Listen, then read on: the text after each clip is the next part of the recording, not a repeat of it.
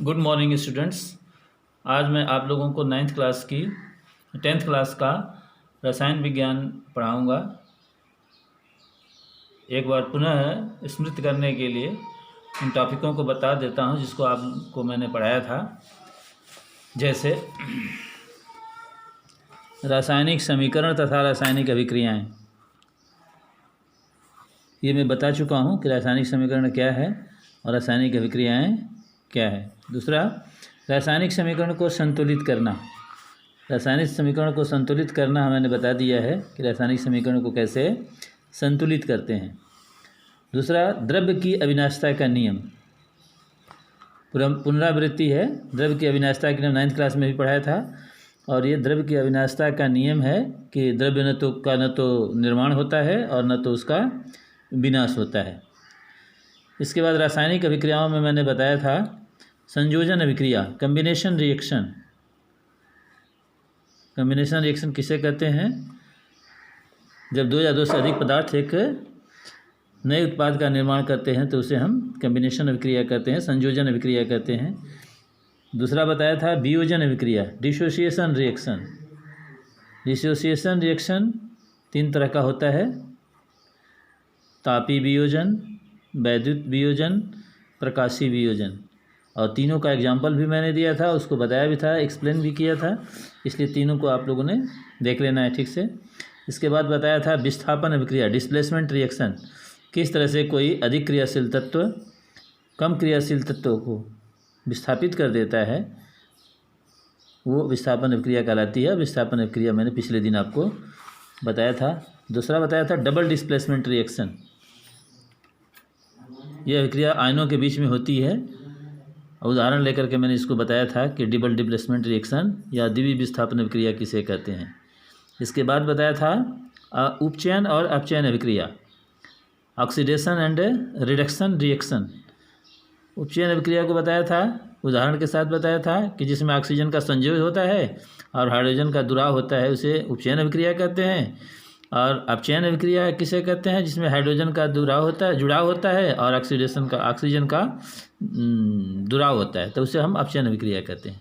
संक्षारण बताया था, विकृत गंधिता बताया था कि कैसे कोई पदार्थ अपचयन से खराब हो जाता है, फैट्स और वनस्पति तेल वगैरह, और कैसे उनको कंजर्व करते हैं। ऊष्माक्षेपी अभिक्रिया और ऊष्माशोषी अभिक्रिया भी बताया था कि जिसमें से ऊष्मा निकलती है उसमें ऊष्माक्षेपी का मतलब निकालना होता है। ऊष्मा किस पदार्थ से निकलती है तो उसे हम क्या कहते हैं? ऊष्माक्षेपी अभिक्रिया या एक्सोथर्मिक रिएक्शन कहते हैं। ऊष्माशोषी अभिक्रिया जिसमें ऊष्मा की आवश्यकता होती है, ऊष्मा का शोषण होता है, उसे हम इंडोथर्मिक रिएक्शन या ऊष्माशोषी अभिक्रिया कहते हैं। उदासीनीकरण अभिक्रिया भी बताया था कि उदासीनीकरण किसे कहते हैं। उदासीनीकरण का मतलब होता है कि जब अम्ल और क्षार परस्पर अभिक्रिया करके लवण और जल बनाते हैं तो इस अभिक्रिया को उदासीनीकरण कहते हैं। हाइड्रोजन आयन और हाइड्रोक्साइड आयन परस्पर संयोग करके जिस यौगिक का निर्माण करते हैं उस अभिक्रिया को भी हम उदासीनीकरण कहते हैं। इसके बाद इसके ऊपर हमने क्वेश्चंस बताना है। कुछ आप लोगों को क्वेश्चन याद रखना चाहिए। क्वेश्चन इस पर बनता है, जिसको पाठ को मैंने पढ़ाया था कि वायु में जलाने से पहले मैग्नीशियम रिबन को साफ़ क्यों किया जाता है? वायु में जलाने से पहले मैग्नीशियम रिबन को साफ़ क्यों किया जाता है? उत्तर इसका है कि मैग्नीशियम एक तीव्र अभिक्रियाशील पदार्थ है। मैग्नीशियम एक ऐसा पदार्थ है जो ऑक्सीजन के साथ जल्दी से अभिक्रिया कर लेता है। यह ऑक्सीजन से अभिक्रिया करके मैग्नीशियम ऑक्साइड बना लेता है। जब मैग्नीशियम ऑक्सीजन के साथ अभिक्रिया करके मैग्नीशियम ऑक्साइड बना लेता है और मैग्नीशियम के ऊपर एक परत जम जाती है, एक लेयर जम जाता है, तो उसको हटाने के लिए सैंड पेपर से रगड़ा जाता है। बालू का एक पेपर होता है, सैंड बालू पेपर भी कहते हैं उसको, तो उसको रगड़ा जाता है उसी से, ताकि पुनः ऑक्सीजन से अभिक्रिया कर सके। इसलिए वायु में जलाने से पहले ऑक्सीजन रिबन को, मैग्नीशियम रिबन को साफ किया जाता है।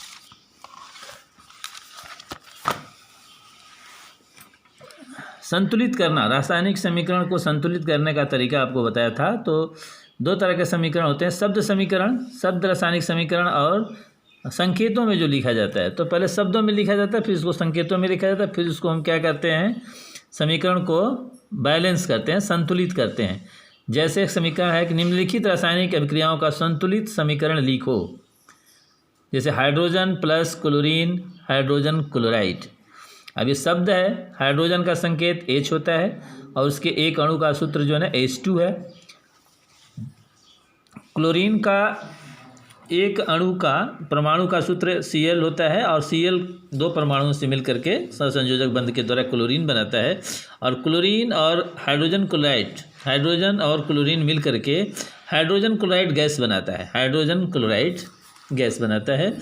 और इसको हम संतुलित करने के लिए पहले क्या, जिस जो परमाणु इधर देखते हैं 2 है, इधर भी क्लोरीन भी 2 है, हाइड्रोजन भी 2 है, तो दोनों, और इधर देखते हैं कि 1-1 है, हाइड्रोजन भी 1 है, क्लोरीन भी 1 है। इसमें 2 का जब गुणा कर देते हैं तो ये दोनों तरह का समीकरण क्या हो जाता है, बराबर हो जाता है और द्रव्य की अविनाशिता का नियम का पालन होता है। दूसरा है barium chloride aluminium sulphate, barium sulphate plus aluminium sulphate, aluminium chloride. ये अभिक्रिया करके, इससे अभिक्रिया करके ये क्या बनाता है, बेरियम क्लोराइड एल्युमिनियम सल्फेट से अभिक्रिया करके बेरियम सल्फेट का सफ़ेद अवक्षेप प्राप्त होता है और एल्युमिनियम क्लोराइड बनता है। तीसरा है सोडियम तथा पानी। सोडियम पानी के साथ अभिक्रिया करके, सोडियम एक ठोस पदार्थ होता है जो पानी के साथ अभिक्रिया करके सोडियम हाइड्रोक्साइड बनाता है और हाइड्रोजन गैस मुक्त होती है। निम्नलिखित अभिक्रियाओं के लिए उनकी अवस्था के संकेतों के साथ संतुलित रासायनिक समीकरण लिखो। जैसे जल में बेरियम क्लोराइड तथा सोडियम सल्फेट के विलयन अभिक्रिया करके सोडियम क्लोराइड का विलयन तथा अघुलनशील बेरियम सल्फेट का अवक्षेप बनाते हैं, अघुलनशील बेरियम सल्फेट का सफ़ेद अवक्षेप बनाते हैं। इसको हमको लिखना है तो बेरियम क्लोराइड का बेरियम और क्लोरीन से मिलता है, बेरियम और क्लोरीन से तो BaCl2, क्योंकि बेरियम की वैलेंसी 2 होती है, क्लोरीन की वैलेंसी 1 होती है वैलेंसी, दोनों मिलकर के बेरियम क्लोराइड का एक्वस सोल्यूशन बनाते हैं। प्लस सोडियम सल्फेट का भी एक्वस सोल्यूशन होता है Na2SO4, क्योंकि सोडियम की वैलेंसी 1 होती है और सल्फेट की वैलेंसी 2 होती है, तो ये दोनों पदार्थ मिल करके बेरियम सल्फेट बनाते हैं। बेरियम सल्फेट सॉलिड होता है और सोडियम क्लोराइड, जिसको नमक कहते हैं, वो एक्वस सोल्यूशन बनाता है।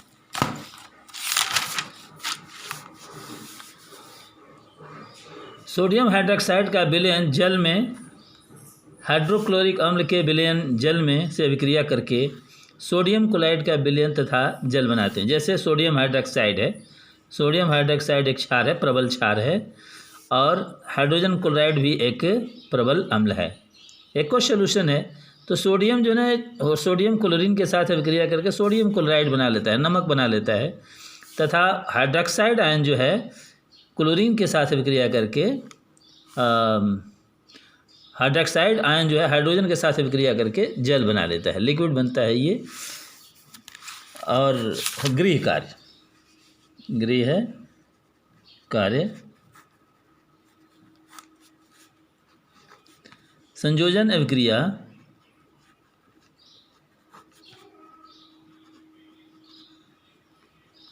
का 2 उदाहरण लिखो।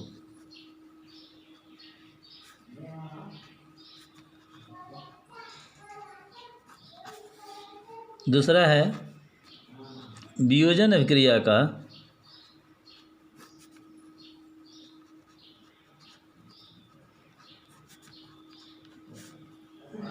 2 उदाहरण लिखो। आज बस इतना ही, जितना मैंने पढ़ाया उतना सब याद कर लेना, नोट्स बना लेना, उसकी परिभाषा लिख लेना, उसका उदाहरण भी लिख लेना, और बाकी यदि कोई समस्या आती है तो फिर मैं कल मिलूँगा, कल पूछना। आज बस इतना ही। थैंक यू, धन्यवाद।